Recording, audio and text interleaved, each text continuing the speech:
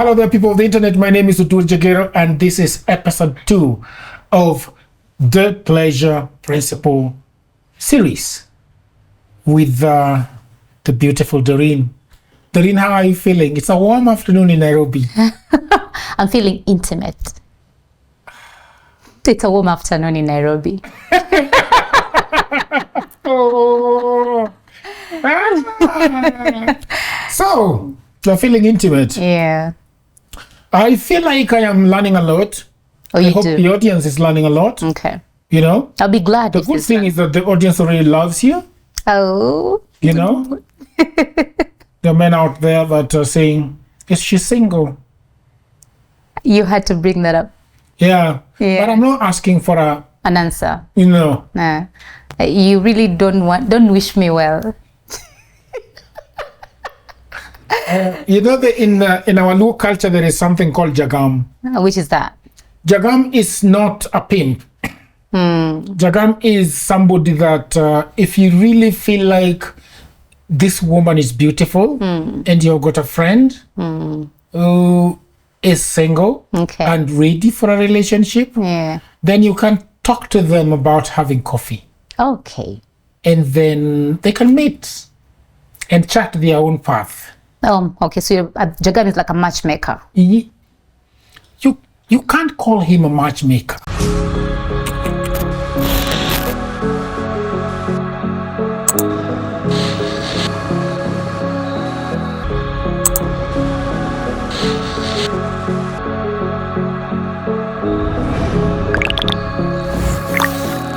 Because you see, a matchmaker understands to the two and ascertains that I think these two might strike at something and guides them towards getting that. A pimp is the one you tell, bring me a hot girl, and he goes to bring a hot girl, whether she likes it or not, whether she will like you or not. Okay. But I thought that a matchmaker is somebody that's their job. Their Yes. job is to matchmake. Yeah. But then if you're just matchmaking one person and as that, you can't be called a matchmaker, can you? No. Yeah, so that's what I meant. But just even a pimp is bringing two people together. Pimp. Yeah. Oh no, pimping is a different thing. Yeah. Pimping is very transactional, right? Exactly, that's the thing. Matchmaking is a bit more it's a bit more sensitive, while pimping is one-sided. Yeah. I'm gonna give you money, go out there, get me this kind of girl, or I'll give you money, go out there, connect me to this kind of guy. Yeah. Yeah. Anyway, in this episode, we are going to be talking about communication. Yeah. And there is a word there that you use called the horsemen, The Four Horsemen of the Apocalypse. the Four Horsemen of the Apocalypse. Yeah. It sounds grand. But you know the Four Horsemen in the book of Revelation, since you really love the Bible. You do love the Bible. You're asking if I love the Bible? You have a bit of history and sexual orientation that comes from your religious background. Yeah, but I wouldn't say that I love the Bible like that. Okay. I love the Word of God. Okay. And then in my church, they're not so much into the Old Testament. Oh, okay. They hardly refer to the Old Testament. Oh, okay. They are into New Testament. It's a New Testament kind of Which reading. kind of church is that? It was the one that I grew up with is called Voice of Salvation and Healing Church. I hear you. So you see, it's a healing church. I like it. So you'd expect them not to talk about hooves and the Joshua people okay. and the Leviticus, all those guys. And fear and revelation and They would touch a little bit already if they want to background on something, but mostly they would be talking about, what is it called? Joshua 1. You know, they will talk about Joshua 1, you know, when Moses died, and then they told... I like the excitement on your face when you're actually talking about it. Yeah. It's my favorite, just actually. It's my favorite verse, Joshua 1. Okay. Because it shows, in fact, it can be very sexual. Okay. Is it because is it the reason why it's your favorite? It can be no. But it can really fit into our topic. Can I tell you that story? Tell me about it. So Moses is dead. And then Joshua is called upon by the Lord. So he says, Joshua, now that my servant Moses is dead, you're the one, now I'm paraphrasing, you're the one now to take my people to the promised land. You see? Yeah. I don't want to be derogatory, but I feel like it perfectly fits in this discussion. Please help me connect it. Yeah, so you know how it connects? Yeah. I want to tell you. It connects in this way that, what is it that, so when they were preaching to us, they would now turn it around and use it and say this, what is it that is dead in your life? Yeah. Because in the life of the people of Israelites, Moses died. And that was a huge thing. So in our church, they used to tell us, what is it that is dead in your life? Yeah. Have you lost your mother and you have a sense of, you have no sense of direction? Have you lost the breadwinner and you have no sense of direction? You know, do you not have school fees anymore? You've lost a sense of schooling. So what is it that is dead in your life? So ask God to replace that is dead. So your father that was providing school fees, he's now dead. So Moses needs to come about. Has to come in. So in our topic, what is dead sexually? Yeah, what's dead in our relationships? Communication. Yes. And we need a Moses. And we are the Moseses today. Joshua. Oh, we need a Joshua. Yes. And we're the Joshuas today. Yes. So the Moses is, what is the Moses in relationships? Yes, what has died in the relationship. And who is a Joshua? Yeah. You know, what is the new thing that you should learn about? Okay. And I think in the Pleasure Principle series, we are learning about Joshua. The Four Horsemen of the Apocalypse. Yes, the Four Horsemen of the Apocalypse. You were asking me something before that. No, I was just asking you about, you were saying it's a new term that you've had me use. Yes. And I knew that it would be understood when we say the Four Horsemen of the Apocalypse. It could be like a weird statement or a new statement to other people, but I know Christians would be able to ask, so how is it related to communication? I have heard about it, but to be honest with you, I've not taken a lot of time to visit it. To visit it. So probably you'd background on it? Not so much. I'll just be bringing it into how we use communication to kill sexual pleasure. Yeah. And how we don't use the right communication to be able to express our desires and to be able to satisfy each other or understand the other person's satisfaction. Because the Four Horsemen of the Apocalypse are mostly used, or poor communication skills used, to be able to understand how people are coming into divorce and why there are high rates of divorce, because of the subtle ways in which people communicate that they don't notice is actually killing relationships or marriages as they go on. But looking at how to use them, sexually, how we kill sexual communication, because sexual communication is very diverse, right? And without proper communication, we honestly I don't know, we're just figuring things out. Majority of us, when we're young, we probably used nonverbal communication to be able to indicate to our partners, I desire you, that feels good for me. And some couples still go on with that. So there's verbal and nonverbal communication, and there's verbal communication which is negative, there's non-verbal communication which is positive, and there's non-verbal communication which is negative, and the reverse is true, the verbal which is positive and not positive. So we're looking at effective ways of bringing on this conversation of, hey babe, I have some quiz for you, because I want to take Did you have to go back there? Because I want to use it. It was beautiful because it's relevant to today's couple and the whole midlife crisis of, she brought this up and I wasn't able to deal with it. Now I feel like I could tackle it. And you're very honest about how you bring it in. You're not lying about it. You're not pretending to be, good at where you've arrived, and you're representing people very well. And that's why I like to keep coming back to it, to take us to another level. Hopefully you will go to that level as well. I could. Yeah. And I met your wife earlier. She's beautiful. Yeah. Yeah. I am intimidated. She's the woman that took me from the streets. Oh, wow. Beautiful. Yeah. Yeah. Yeah. She's bubbly and enjoyable. I would say that she's better than me. Oh, wow. You know? Yeah, I like that she brought us food. Yeah. And then she's bubbly and brilliant and enjoyable. Yeah, you fit into each I would other. I would marry her again. Beautiful. But maybe once she brought you up, Maybe I could add one more. one more. She doesn't look like you. You'll have a hard one with that. I leave it to you. Consent. Consent. The want is okay. Yeah.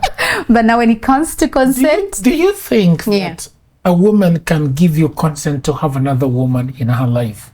I think the circumstances are very different.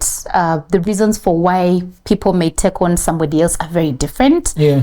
Polygamy, monogamy, all those are sex orientations that people ought to own and also communicate. Yeah. So depending on the person you have, which we are not coming from a place of should women, we don't generalize now, right? We don't stereotype. As we say, our effective communication, we go away from generalizing. We go to dealing with the person you have. Is it an urge you have? Do I feel like I would do better with 2 wives or 3 women, or in this context and this context? If it starts with that, say, I just want to discuss it. We may not agree to it. Maybe we don't have the money for it. Maybe we don't have the emotional bandwidth for it. Maybe we are not sure we can deal with it, but I could talk about it. So that is I was dependent on... telling another lady that I had a conversation with that for me to have more than one woman, Yeah. I shouldn't be able to have money, like at least all the time, Okay. because women these days have money, darling, Dawryn. Yeah. So if a woman is coming with the money and is just coming to me for the emotional beat, you know, I shouldn't take it. That's up to a you. question that you need to answer. It's up to you. There's some I men... want to. You want to? Hypothetically, I want to. Oh, okay. That's okay. Sindio? Yeah. So I don't have to have money. Wow. No, you. I feel like you're not with me. No, I'm not the kind. I'm not the No, kind. I'm not saying. I think that you're not following me. I'm following. What I'm saying. Yes, I've followed what you're saying, and you're saying you actually don't even need to have money. No, I'm saying. Yeah. This is what I'm saying. Yeah. And this is the discussion that I want you to be very honest about. Okay. You know, are you listening? I'm listening. So good. I was telling ZP, my friend, that if I want to have another wife that is working at the UN, has her house in Lavington, has her money, and she's saying, I don't have a man, looks at me, and she likes me. You know, at that point, must I have money? It depends. I can't answer that for you. It will depend, because if I speak on behalf of that lady, I will say something different. Having knowing that position and also knowing what can happen with that kind of position. It's one thing to want. The realities are very different, but also it depends on you, on how you look at your masculinity, on how you look at power, the power balance, and on how you take autonomy, dignity, and power, how it feels like for you, and how it's expressed in an intimate relationship. Because if money is power for you, if you use money to express power, then a woman who has money and she's expressing power might disempower you. We call it demasculating the man. So she ends up having a child. She ends up having somebody she orders around. She ends up having somebody who she's coming on top of you. She feels like she's coming on top of a child. Or when you're coming on top of her, she doesn't see power. She doesn't see masculinity. She just sees a child. So it really depends on the mindset. If you meet a woman who understands her energies, she may choose in this dynamic, I'm okay to be masculine, and he can bring on his feminine energies. Maybe you are emotionally better. Maybe you know how to connect. Maybe you communicate well. Maybe you are nurturing, and she's not good at that. And she's good at making the money. And maybe you're good at receiving her like that. But if you don't get to challenge that and ask yourself, am I the kind to really go in and watch and observe a woman have power over me, then it might be a defeating thing. So in as much as it sounds interesting on the outside, the power struggle has to really be understood. The energies have to be understood. I have seen so many women who have money and they're okay. They're like, I'm okay having the better job. Because you see, life is going to put us in different spaces. I'm married to this man and I have a better job. But what I see are power struggles. When during sexual intercourse, she doesn't see power. And she wants power. She sees a child she's fixing and enabling and taking care of. She feels like a mother, a martyr, and that energy affects her. It's not like I am broke. No, it's not. You see, but you see the fact that you understand the power dynamics. If you understand, I get it. So the man has to be clear where he gets his sense of power. Yeah. He has to redirect that energy. You know, and you have to have that clear communication, because we have both those energies.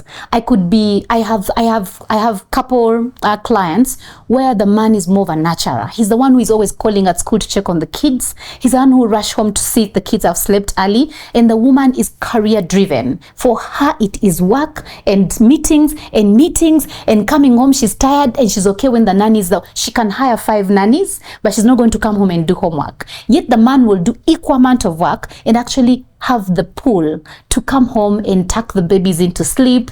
And there's that. Would you deny the couple that kind of relatability? That couple is actually playing well with the power struggle. The man is not feeling weak for it. The woman is not feeling too strong for it. So there are no innuendos there. Their communication is not, you know what, when all this is done, when we go to the bedroom, I just feel like he's a kid. No. You know, so that is bad for a woman when she feels like. Majority of women feel like that. Even the ones who tell me they love autonomy, they love to be on top. You know, majority of them, I still feel like their needs are media driven. They've not sat down with each other as a couple and understood, now that I'm this. I experienced a little bit of that. There was a change. I am more of a feminine person. I'm a mother goose. I'm a nurturer. I'm a healer. I'm passionate, and I'm sensual. Like, I'm a sensualist, right? So you find I love home more. I love creating warmth and something like that. But then I'm also a queen. I love to work. I love to think. I love to go out there and look for money. But how I began was I was not the one bringing most of the money, right? And then there comes a time when both of us are working, same hours, same strength, and I'm as tired as he is. I need nurturance now. I need to be seen as, I want to hear, oh, I understand you're doing so hard. You're working so hard. But guess what? I used to get statements of like, oh, now that you have money, you're thinking. Or is it because you're doing this? Or now that you have this job, you think you have permission to come home late. You see, now the conversation means that the two of us have not sat down to establish where our power now lies and how we can best communicate to validate each other. Instead, we start hurting each other. So I think it's easier to think, but it's one thing to sit and talk about. You and your Lavington fantasy.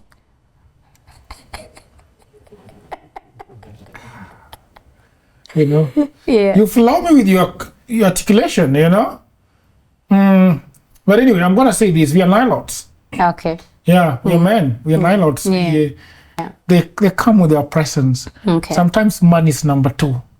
Man. Money. Oh, is number 2. And wealth. Okay. Yeah. But first, it's their presence. The presence. I am the one. I am here. Yeah. This is my domain. This is my territory. Yeah. I'd like my voice to be louder. Yes. And I'd like my word to be fast. Yes. Okay. So I come with that fact check. yeah. I'm still the man. I like that. So it wouldn't threaten you. No. I like that. I love powerful women. Yeah. As a matter of fact. Oh, great. I am attracted to a woman that is powerful upstairs. Mentally. You know, she can have conversations around tech. She can have conversations around AI. She can have conversations around books. That is the woman that attracts me. Okay. You know? Yeah. Sometimes, no, I'm not going to say that. So now, Yeah. let's go to, Communication. yes, And the Four Horsemen of the Apocalypse. So I was talking about, I was bringing the whole conversation of what's good communication and all that. Yeah. And we were looking, let's first look at what sexual communication should look like and why it dies down. One, people don't know their needs, their sexual needs. We come and we've not identified what our sexual needs are. Our sexual boundaries cannot be formed when we don't know what our needs are. We don't know what we should feel like. So we come and we don't know how to communicate. You know, if I find there's so many people go around with, I like to be touched. I like my feet to be touched before we get into sex, but then he doesn't touch my feet. You know, we don't communicate that. I love deep kissing during penetration. Can we have more of that? We don't communicate things like, I'd love for you to keep, touching my nipples while you're penetrating me. And instead, he's doing something different when you want something different. I think we don't know or understand our sexual needs. And then we don't have compassionate, empathetic language to communicate it, because the goal of communication is to be able to understand that whatever it is you want to say has to be empathetic, it has to be compassionate, it has to be loving. And so what happens is that now when he's touching me wrong, I push his hand. Wrong communication, because that's body language. Oh, I look away, right? Because you're waiting for a good cue of whether I'm enjoying, I'm doing this, or I am twisting myself, right? And then the man is getting the cue, she doesn't like it, but she's not saying, right? And then she's thinking she's not saying it, but she's saying it, because our body language will communicate instantly. But then we need to be able to verbalize certain things. Yeah, so we need to understand what our needs are, and we need to have the confidence to be able to express them. We need to establish the truth that sexual communication is awkward. We've not been socialized to easily talk about sex. Yeah. So consent is beautiful, really. You know, when she comes and she's asking you, babe, I have a quiz for you. I think the thing she should ask first is, I'd love to discuss a sex topic, or I would like to discuss this and this with you. Do you have space for it? Are you in a good space for it? Are you comfortable with it? And she should be okay when you say, I don't think I'd be able to listen properly. Can we talk about that tomorrow? Now, what happens is that when women are told something like that, that's it. You know, when I want to come up with something good, I want to improve our relationship, but every time I come up with something, he just dispels it. He just disregards it. See, now it indicates to the man she cannot put up with rejection. Yeah? So he would rather either people please, or rather please her, which we call phoning, instantly listen, but he's all zoned out. Say, okay, tell me, but he's zoned out. And then he will reject. Body language starts indicating. Either he will be on his phone, because I hear that, or he will start scratching his head, or he'll be looking down. There'll be no eye contact. There'll be no interest. There'll be no engagement. And so she will feel like, you know, even when I'm talking to him, Dawryn is just either on his phone, or he's holding a remote, or he's calling out somebody. I just don't feel like I have his attention. Calling out somebody, that sounds like something I know about. You see? Disengaging, stonewalling. He's feeling flooded by something, and he's not able to say, babe, I feel flooded by that kind of conversation. Because flooding is when you're given too much too soon to handle. Like you say, I'm a man, I would like to feel like I am in charge of most of our sexual conversation, right? So if she brings something that sounds like it's challenging me, I might begin by first rejecting before I can receive, right? So that can sound like flooding when someone brings something intense for you to discuss, and you're, okay, what is she? Where is she coming from with this? Where is it heading? What does it mean for our relationship? Does it mean I am not good already? You know, that might be what's going on in your headspace, and you may not be able to engage. So then, what is she taking away? He's disengaged. He's unavailable. He's distant. He's dismissive, and you hear things like that. Yet, what is not happening there is respect for boundaries, consent. Asking first, I'd love to discuss this with you. Do you have space for it? Right? It's interesting because I have had a lot of that. I've disengaged from my wife several times because I don't want that conversation. Okay. You know? Yeah. So that's one of the horsemen of the apocalypse. It's one of the things that kills relationships. Communication where there's stonewalling. For women, there's stonewalling body language. If she doesn't like something, there's a way she will roll her head, or she will keep looking down. She will not give you eye contact, and you will tell. Or there's a way she will shake her body. There's a way they walk pulling slippers to show you today she's not cooking that food. Like a man can tell from a woman's body language, Leo, there's no dessert, right? And for men, it's silence. the complaint I hear when it comes to stonewalling, you know, even when I try to bring the conversation, because he wants us to go here, we've not solved this problem. Yes, I would want us to have sex, but we have kale kadogo that he's avoiding. Kumbe the man is avoiding because of the way she comes unto him, right? So you're not correcting the rupture of how you guys communicate, and now you have stonewalling as a mode of communication. If you notice I'm quiet, leave me alone. But why is a man quiet when he's talking the other side? You know what? So this is what women have. One, they criticize. They want to first criticize. Oh, you think you're the only one who works so hard? I'm also tired.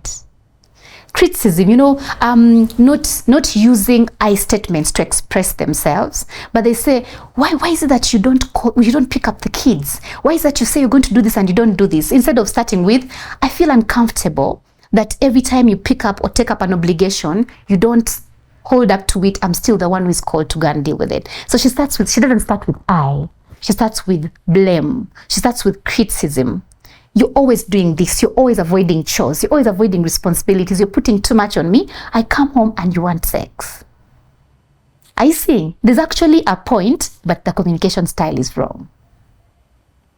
Right? Criticism is attacking. When I criticize you, I give you space to defend yourself. So it will lead you to the stonewalling. We need to learn to use I statements. If I start with, babe, I feel overwhelmed. When we come up with responsibility for both of us, and then you forget to handle yours, I'm cold, and when you come home, you don't take responsibility for the fact that you didn't take it. Right? What would that make you feel like? Would that make you feel like saying sorry, or would it make you stonewall? If I start with, I feel overwhelmed. You start to feel the other person.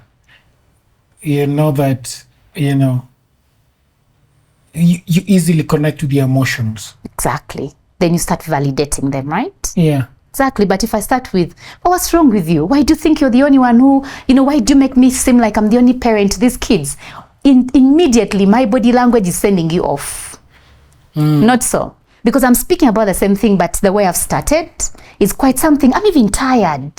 I have done as much work as you've done, but I've also taken care of your responsibilities, and yet here I am. I need to be a wife at the end of the day. I'm tired.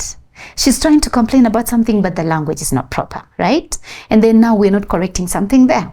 The next thing is also playing the blame game or contempt. So men and women start playing contempt. He starts calling her out on her periods. But every time I want sex, you say you're rolling. Why, your rolling doesn't end?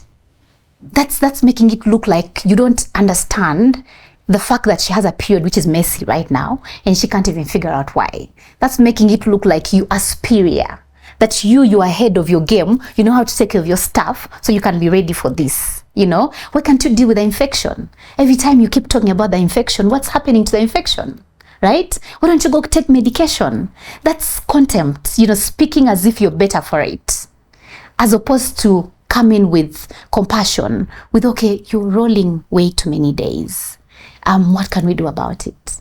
Or the infection that you have, is it an STI? Is it, you know, what's happening? Because every time you're taking antibiotics, and when you take antibiotics, you say you're not in the mood for it, right? Contempt is also one of the ways in which we kill the desire. That even if I stop rolling, I just feel like I was disrespected, and I may not desire, or I may not want to communicate with you. Yeah. So it's contempt. The Four Horsemen are criticism, blame, contempt, and stonewalling.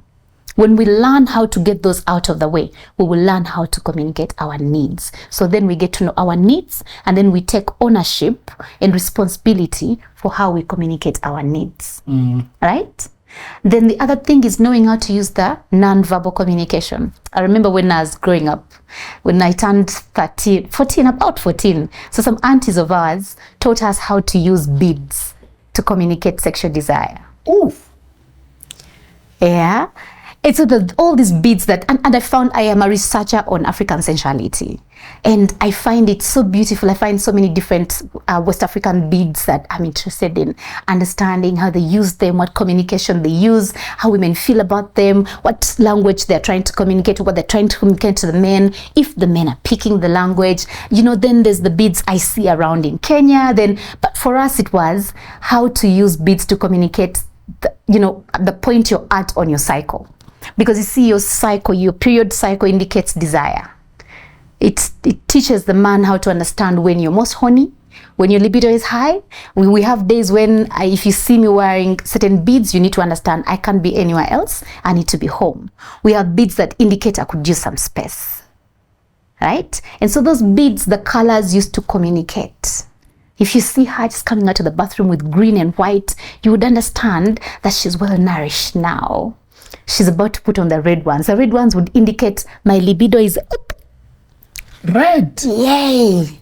I have fire in my body. The stages. Yes. Like as it starts, and then the red. Yes. There's a rise of the desire. There's a there's arousal for the woman. Let's talk a little bit more about the beads.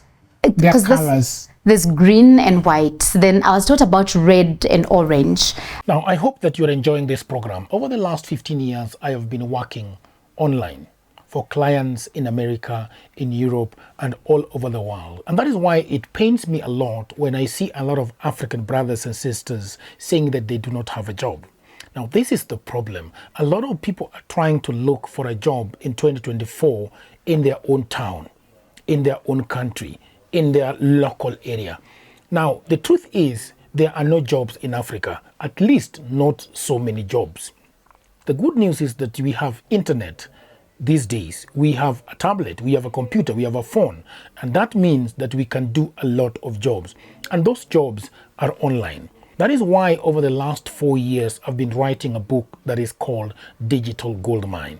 It is a book that explains to you how you can earn money online. The 18 hustles that I've chosen are basically for Africans, okay? Because what happens when you are doing online jobs is that payment is usually a problem. So these 18 side hustles that I have put together in this book, you can be paid very well and very conveniently. Okay, so the book is only 1,000 Kenya shillings. That is about $10. You can buy it in Kenya using paybill number. You can buy it online from anywhere in the world using a credit or a debit card. All the information about this book is in the description below. Just need to go to the description, click on the link, and you can buy this book. And if you have a brother, you have a wife, you have a husband, you have a friend who is sitting at home and watching Netflix, please do buy this book for them. If you are the one sitting at home and watching Netflix and have nothing to do, please buy this book and your life is gonna change forever.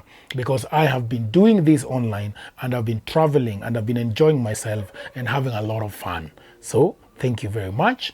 And now back to programming. I was taught about white. So I wear white when I'm rolling as opposed to red. So my aunties told me just wear red to incite fire and passion. Although I learned later that orange is the color for that, right? So for me, I was taught red. If you wear red, you're indicating to the man that you don't even need to say I need you. That's your way of initiating sex. Yeah, so he needs to be home early, not even be home early, right? If I wore white, I would be indicating I'm rolling, so it's up to you.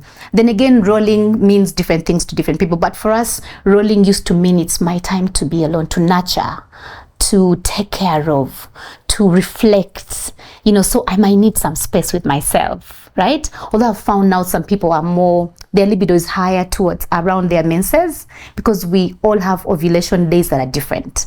So the woman uses her beads to indicate to you that now I'm rolling, now I'm nurturing, I am steaming, I'm eating well, I'm eating my okra, I'm eating my chia seeds, my flax seeds, because when the red one is on, we are on, so you can bring your animalistic desire or hunger and I'll be able to contain it, right?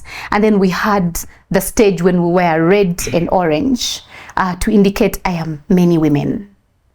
I will want in the morning, I'll want in the evening, I may not want, I may want. You know, the premenstrual stage where women are a bit confusing. She's trying to indicate to you that now you need to ask. Don't just come to me. You know, you need to be able to have subtle ways of touching me or talking to me, and you need to get consent. Because one moment I could be wanting to go out there and deal with the world, and another moment I may want to be home and just lay with you. Yeah. And talking about communication, do you think the lady needs to tell me in advance what these beads mean? Yeah, of course. Because she doesn't just wear for you to figure out. I could change the meaning. Although now there's the culture meanings, because people like that whole element of. Because my wife has beads on her waist, but I don't think they change colors though. She might have different reasons for wearing those beads. Sometimes I love touch. So I love beads that are a bit textured. I love how they glide on my body, especially as I come down and then I'm touching myself. No, but and then you're touching me, yeah? Oh yeah. And even the man, because just imagine I'm on top of you, and then, you know, then the beads are around the waist, and then, you know, you are using the beads to just get around my body. So they're just for you know, like supporting sensual touch. Yeah. So some women have them for that. A bit of kink. A bit of kink, a bit of touch. Then some women, it's because of what men see, you know, body ownership, body love. I love my body. I'm confident in my body, and so I adorn my body. But also some men just love to see them. So it could be for visual elements or for visual purposes. Others could be for touch purposes, and others could be for communication purposes. Yeah. I have a feeling that my wife, there is something that my wife usually says that I think she wants you to sense something. It's a bead color. He says, is there soccer tonight? Did you say? Is there soccer tonight? Do you have soccer tonight? Is that, are you trying to say if there's a bead that asks that question? No. She'd ask me if there is soccer tonight. Okay. You know, and that question over the years I've realized that it shows something, it says something. She's trying to say, in case I would love to be priority, or she has noticed soccer is your priority, she wants to replace it for today. Yes. Yeah. It's a rhetoric, sort of. She's trying to say, I would rather you stay with me. I am horny for it. Yeah. What are conversation starters for this kind of making the other person know about your needs? How do you start them? Over coffee? Over no, not really pillow talk. No? It can be anywhere. It can be in it can be in the kitchen. It can be in the bedroom. It can be anywhere where you're all feeling safe. This conversation has to start when you're all feeling safe. So consent is important. The questions of I would love to, you know, I'd love to pick your mind over this. I really would love to discuss this. I bumped onto something. Do you have the space for it? Can we talk about this? We need to be able to ask for consent because it makes the person feel safe. When we are feeling safe now, we will discuss anything. I will feel valued if you ask me for consent, right? And then now when we are talking, we need to be free. So it can be questions like, tell me, what turns you on? Which part of your body turns you on when I touch? Right? I would be able to know. I could be thinking kissing your ears turns you on, when actually tickling your feet is what turns you on most. So it's a starter. Tell me what part of your body turns you on or puts you in the mood for sex. Yeah? What part of sensuality puts you in the mood for sex? Because sensuality is how you relate with the senses. You'll find that some people who love verbal communication, like when they're making love, they want to hear you talk. There are others who want non-verbal communication. They want moans. They want the breath, right? And so it would be nice to know. There are men who prefer the non-verbal, and then there are men who want to hear it. I want you to tell me, you know, there's a man who will be just asking questions. It's am I the best? Am I your king? Tell me I'm the best. Tell me, you know, they want to hear words. They want to feel validated, and they want to hear it verbal, right? Then there are those who just want to see body movement. They want to hear the breath. They want to hear the moan, and they want to be able to understand that you're enjoying it through that. So you need to talk about that. You need to ask. Last time you talked about the breathing. Yeah. And you took our people's breath away. And yet I didn't even go anywhere into the details of the breathing. Yeah. Like what? I see one more. There's a lot about breathing that, in as much as it relaxes the woman, but also it's part of communication, right? How a woman breathes communicates to the man whether she's about to come. We have certain stages of arousal as women. I would indicate to you if you hit the spot that is erotic for me, or my erogenous spot, using the breath, right? So the breath heightens or changes. You begin by verbalizing what you want. Men love to be desired. Men love to hear, I want you to touch me. I want you to lick me. I want you to look me in the eye when you're talking to me. I want you to kiss me. You know, men want to feel wanted. They don't want to be the ones who do the wanting all the time. So that's verbal. And then you need to be losing the words. You need to start going to a place. Start losing the words. As the intensity heightens, then you stop saying, I want you to touch me. Start going like, I want until now you can't even do that, and you get to a point where now the breathing is actually erotic to the man. The breathing then is how a woman creates depth under. When a woman breathes deeply to her belly, her cervix opens and rises higher. When her cervix rises higher, when penetration is starting, she's able to take him deeper. So she needs to start deeper breaths. So breath as communication. We get into the part where it starts breaking, but what it means for the woman and for the man, because then some women get lost and don't use or apply the breath, right? So it's best to start with expression. When a woman starts expressing herself, also it makes her feel safer. And it allows her to relax, right? So then she goes to the breaking of, and then she goes to now using the breath. Now, if she understands that that breath is going to make her receive him better, then she needs to take it deeper, right? And that's when it stops from being shallow, like, to, you know, so it needs to go deeper. And when it's going deeper, it's indicating to the man, I need you. Now you can come inside me, because now she wants to swallow him in deeply. But you see, now that's communication without having to say, I want you. Okay? That's unbelievable. Yeah. Say something. Yeah. What? So there's verbal and non-verbal communication, and if couples are able to get that, then it improves and heightens sexual excitement. Yeah. There are people that are complaining. If somebody is complaining that they're talking to their lover, or their wife, their husband, about this, but they keep getting into the wall, you know? For example, do you think the other party might suggest they see somebody like you to help them break those boundaries? Because you could be wanting to talk to somebody, you are asking for their consent, you are telling them whether it's a good place to start. They're like, I am saying, I've given you the consent, but still I don't want to talk about that. Okay. You know, because of other external factors. Okay. So for example,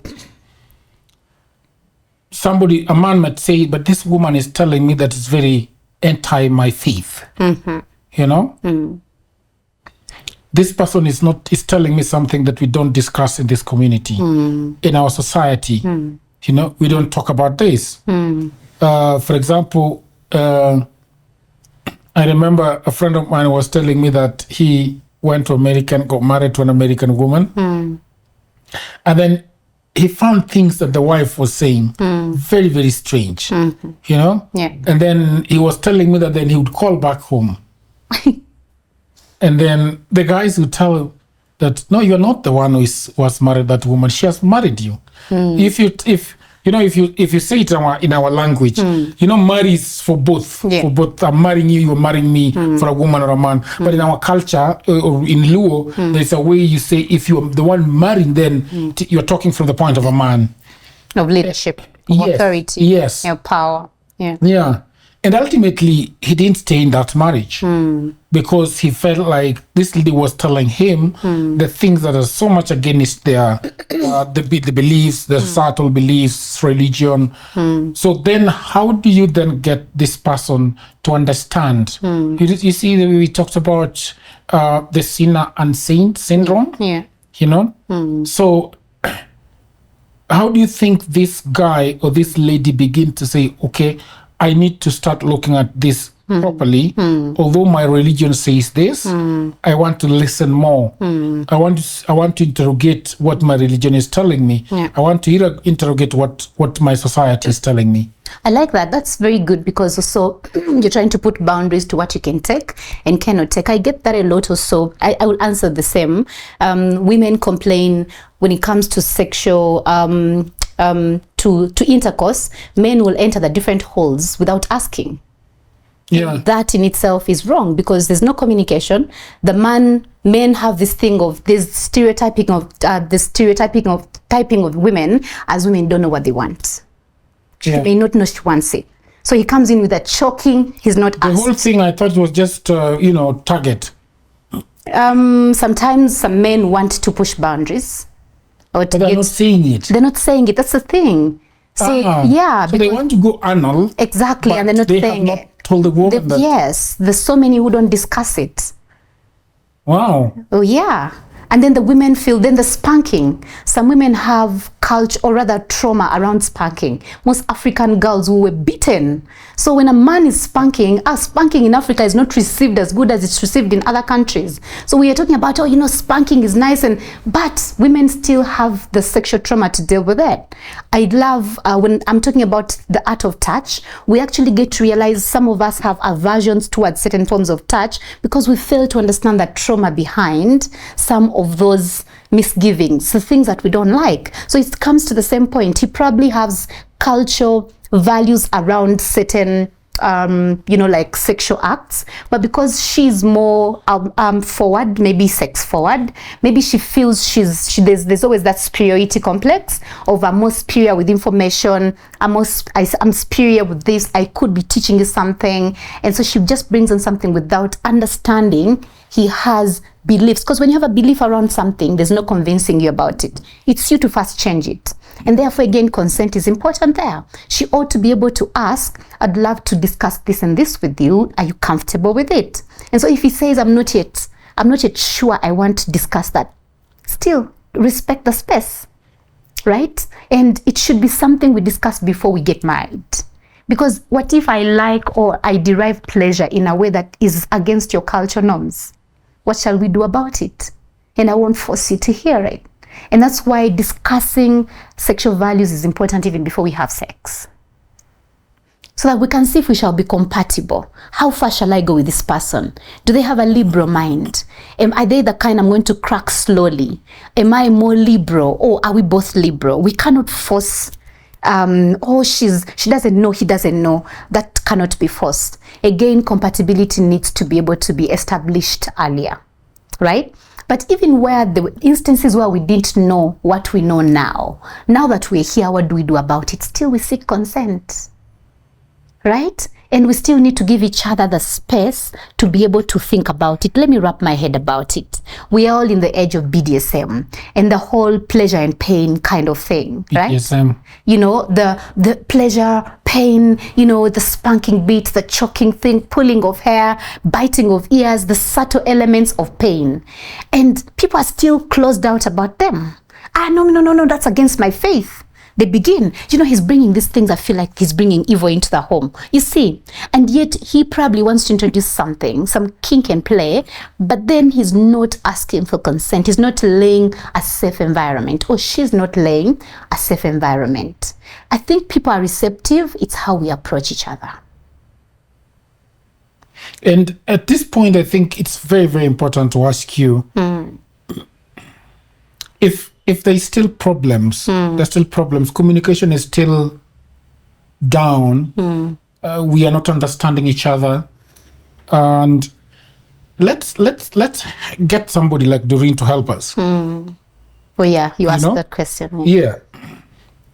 How do we get a third party like Dawryn? Yeah. because I feel like she's not listening. Okay. I've tried breaking them down. I tried the consent. I've tried all these things. He doesn't want to get it. And I feel like at this point, because for some reason, I don't want this to be the end of my relationship. Yeah. I feel like I still like her. I still like him. This is just one pinpoint that I think we can hop over. So now I want to bring Dawryn to help us. Yeah. How do we then bring Dawryn, a third party, into this issue? Again, ask, are you okay with us going to see a sex therapist? Because I've had some people just get a call that your better half was here and would like to invite you. Yeah. You know? Yeah. So suddenly as a man, I'm getting a phone call from you telling me that I have a problem in my house. I don't think that's, I know that's that it's brought on by certain counselors. I still feel like that's not respectful of someone's space. Yeah. I would like the woman to be able to, because where the communication fails with two people, it becomes really hard because the man will still be stubborn. You know, he will still go. I've seen men go for counseling. You say, okay, fine, we have a problem, I need to go. He'll still go and he'll go once. There has to be wanting. There has to be urgency. There has to be the need. There's the way in which you need to bring it to me. It has to be, I could say, I think we're not seeing eye to eye, or I'm not able to explain this to you in a way that you will understand it. I am not able to put to words what I'm thinking. How about we engage a professional? I'm not good at explaining this. I'm not good at bringing it out the way I want. I'd love for us to go and listen to someone who's better at it. Right? Yeah. And if he hears that and he listens to it and says, okay, fine, let's go. Where is she? What time? You know, and then you're able to connect them to somebody like that. I think it's the most beautiful thing for people to engage professionals in their relationships. One of the reasons why I find we have wacky relationships is because people think they have relationship skills. We were never socialized to have relationship skills. We were never socialized to even know how to communicate. We all have anxious attachment issues. We have avoidant dismissive issues. We do not know how to effectively communicate. We were never socialized. We didn't see that. We saw patriarchy only. We saw women who were never, had. They were always in the kitchen. We grew up with mothers who would not go in community gatherings to give their voices or their opinion. We saw men rule over conversations, and that's the communication we know. That's what our sons, or rather our husbands, know. So I find that most people don't want to admit that they have poor relationship skills. We don't know how to set boundaries. We don't know how to come through and say, I remember when I did my sex therapy, one of the things I learned was sex boundaries. I need to find out what feels right for me, and I need to have the right boundary statements to communicate what doesn't feel right for me. The whole thing of twisting nipples like their areas, we didn't have the right words for that. And all you do, ouch, you push back, right? Or he just goes around your clit and is touching the wrong part. And you would wish he slides a little bit below, but then you're worried about injuring his ego. There was the whole thing of don't hurt a man's ego. We had to bembeleze and babysit men's egos at our chagrin, right? And I want to tell you, I don't like your teeth on my clit, but I didn't know how to say that. So I didn't know the boundary statements and consequences. I learned that I would need to express my sex values. I don't like anal sex. I don't want to try it. I don't want the whole element of having to think I need to do an enema because any leakage of fecal matter at my vagina will cause me infections. So I don't want to try it. That's it. That's my statement. Should it happen, I'm going to have to pull out and go. I'm giving a consequence. I'll expect pushback, because the pushback is a stereotyping of, women don't know what they want. I've known men who actually go and give sex to a woman who is not interested or doesn't want, because of that whole thing of women don't know what they want. They get to like it in the middle. Right? And I think that's stereotyping. There has to be, take me slowly, I'm not yet comfortable with it. Listen to my reasons, validate them, right? And so if I put that out, I learned to be able to know, one, there will be pushback. Two, I need to have my consequences, and I'll stand up for them. So every time that happens, I actually stand up and leave, get out of the house. I want to stay with Dawryn for a little while. Because one of the things that men or women will be asking, what happens inside that room where we find Dawryn sitting in that luxurious chair of her, the therapy chair, standing on the other side looking at our problems. Yeah. You talked about a man's ego. Yeah. It will be very difficult for me to show up with my wife, before you. I get it a lot. See? Yeah. So perhaps what we should talk about is that without revealing what happens there, what is the first stage when my wife and I walk into that room? The first stage is the wife comes first usually, because women like to, because of the ego thing, you're not going to seek help. Women like to seek help, right? They're not affected so much by their ego. So when she comes and we realize this cannot be solved without him being around. So I teach her the right communication. Because when she comes, she's complaining. She's like, Dawryn, I have failed. I initiate sex is not interested, because men lose attraction. They get erectile dysfunction. And the women don't understand. The women think they are the problem. Right? And the man says, baby, you're beautiful. But he's not saying what the problem is. So she wants to go and seek help. Then there are those who, of course, have other reasons, some of them being anorgasmia or orgasmic failure issues. So when she comes, I get to establish that her language is laced with anger. And that every time she communicates, she's blaming. Okay, there's no sex in this marriage anymore. Is it even marriage? See? These days we don't have sex. Are we still together, or we're just brothers and sisters? I noticed that you're not interested in me. Could there be somebody else? Those are the wrong statements that we use. It would be better than I tell her, you need to go and phrase from the I point of view and say, I feel dissatisfied and I get a lot of sustenance from sexual pleasure. I feel nourished. I feel better. I feel good when we have healthy sex. May I know what's going on? Because if we don't, I'm finding myself angry at work. I'm finding myself angry at the children. I feel like my anger it's just passion that has nowhere to go. I would like for us to find a solution, because I still have faith we can fix our own problem. I still have faith in us that we can fix this. Might we consider a third party? Might we consider a professional? A friend told me about Dawryn. Dawryn is a sex therapist. Dawryn is a holistic sexologist. Dawryn helps people figure out what their problem might be. Should we go? Can I go and first check out if she would be a good one for us? Then she will come. That's why I feel she leaves the man thinking about it. That's why I feel she makes the man feel like she still got me. That's why I feel she makes the man feel like she's still interested in us building this and she's not blaming me for it. That's why I feel she's expressed her own needs without having to think, is it affecting him? Her first. I feel undernourished and it's affecting me and how I show up, right? And I have faith in us to fix this.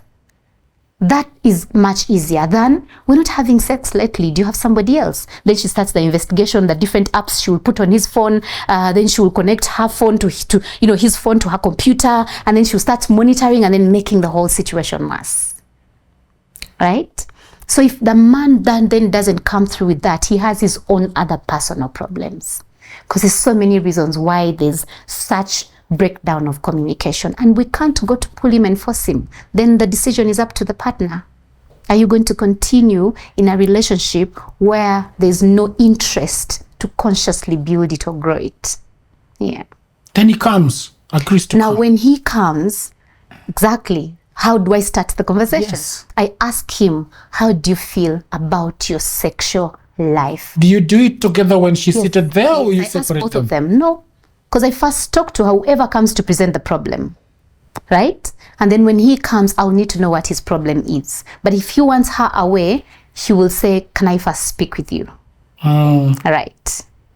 Yeah, but if he comes, I'd like for him to know that I care about how he feels.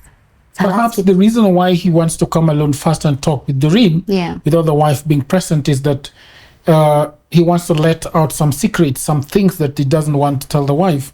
Then do you then go and say what he told you in private? No, I wouldn't. But if I want to solve a problem for a couple, I would have to find a way in which I bring them together again. They need to communicate together. I want to teach them how to communicate together, because now when he shows me he wants to talk alone, I will take the cue and I will like it, because maybe every time he starts talking, she cuts him short. Maybe she has poor listening skills. Maybe she wants to feel like she's better for it. Maybe she doesn't want him to reveal that she's something. I get that as well. Because when the man comes and again he starts talking, she starts cutting him. She starts putting her story over it. I get to notice poor communication skills or poor listening skills. So I may ask her to excuse us so I can first hear him out. Right? Once I've heard him out, I would need to bring them together and bring out something that I've observed, because my goal is to have them to go communicate with each other. I hope that you're enjoying this program. I just wanted to break this program to tell you that if you like the images that you're seeing, the video, the editing, we can do your corporate work, we can do your podcast, we can do your documentary, we can do anything, especially if you're building something and you want to showcase it, we can always do that. So we are going to be leaving our contact on the description of this video. Please check it out. So if you have a job and you like what you're seeing, the editing, the image quality, contact us and we can do something amazing just like this for you. So thank you very much, and back to programming. To go learn how to rupture and repair. Rupture and repair. Yeah. Because can you explain more a little bit of rupturing and repairing? It's a very interesting phrase. Rupture is the understanding that every relationship will have problems. Yeah. There's no relationship without problems, and we grow through the problems, the challenges. Every relationship grows better, every challenge, depending on how we repair. So rupture is the disconnection, right? But the repair is what we put in place to be able to reconnect. So the art of rupture and repair is a bit broad. I train it to couples, but it's what we need to learn. It's a skill to know that we are going to rupture, we are going to disagree, we're going to hurt each other, we are going to miss each other's needs, we are going to misunderstand, we're going to miscommunicate, I'm going to be misunderstood. Those are things that happen. Ideally, I love you, but I could say something that you will misunderstand. I could say something that will hurt you based on what you're feeling at the moment. I could say something that yesterday made sense, but today you've been fired and I'm saying the same thing and it means a different thing to you, right? So communicating our pains is the most important. It's the most beautiful love language. Baby, you hurt me when you said that. I wasn't comfortable when you said that in front of the children. You could say that, but I'm not comfortable you saying it when the nanny is around. Right? Yeah. What is it that you, as we wrap up, I want to ask you the difference when only one person comes to you and looks for help, and then when the two of them agree to come to you to look for help. What difference does it make? It's good for both. One, there's autonomy and independence. I like it when people feel like I have a problem, I want to first find out something. So even when one person comes, it's okay. It shows autonomy. It shows a sense of my desires matter to me. I would like to go and see how I can fix if there's something I need to fix. Then when two come together, of course, it's very beautiful. There's intention to grow together. And for me, that's what I find one of the healthiest things in relationships, the acceptance, the taking of responsibility. I know sometimes I'm not fine. I know sometimes I'm good. I know sometimes I misunderstand. I may not know some things. So being open to going to therapy or to counseling or to seeing different mentors and coaches is what makes relationships beautiful. It's what I call conscious growth. Every relationship that thinks they've arrived, they have not. Because we are always changing as people. And when we seek to get information out there, we are sprucing up the relationship. We are adding some spice and sizzle because you will learn something. We don't need to only go to learn to fix problems, although problems lead us to more learning. Like I said, rupture is where growth is. You get to realize, oopsie, I didn't even know that I was communicating wrong. Oopsie, I didn't even know what I was doing was hurting her, But I'm happy that she's willing to make me understand what makes her happier, what brings her pleasure. You understand? So then there's understanding, there's learning, and then there's the going to finding out, am I doing it right now? Is this how you want it? Is this what you meant? Doesn't that make the relationship feel like it's new and fresh and better?